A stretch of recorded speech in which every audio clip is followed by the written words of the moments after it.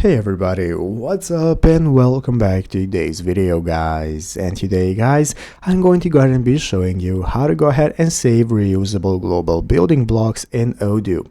This is a very simple thing to do, so make sure to watch this quick and easy video till the very end, follow my steps correctly so you can make sure that this works the same for you and you can do this yourself. But yeah guys, let's get straight into it.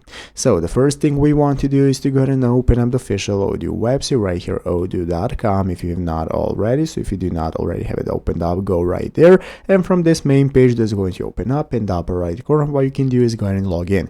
If you do not already have an account, you can just go and create one. So after logging in, this is going to be the home page where you can open up editor mode in the upper left corner and get started accessing the configuration site, my settings, and so on. So let's go ahead and follow this article right here on the official odoo.com documentation page for the building blocks. So what I suggest for you to do is to open up the official documentation URL right here, open up the building blocks article from the web design section right here under the user docs, and you can get started with designing your website using building blocks. So this is going to show you how to add a building block and how to save it. So you're going to go ahead and be able to save it and perform all the actions right here by following them step by step. So basically you're going to go ahead and be able to add it up to a website page by clicking the edit button and then drag and dropping the desired building block in the appropriate location. So here in the upper left corner you have the home page and menu editor that's going to open up this menu from where you can get started inserting your blocks. You're going to see all the blocks available for your top of your website, after which you can just go ahead and drag and drop them to your website, click the save button in the upper right corner, get started saving it, and that is how it's done. So I hope this video was helpful.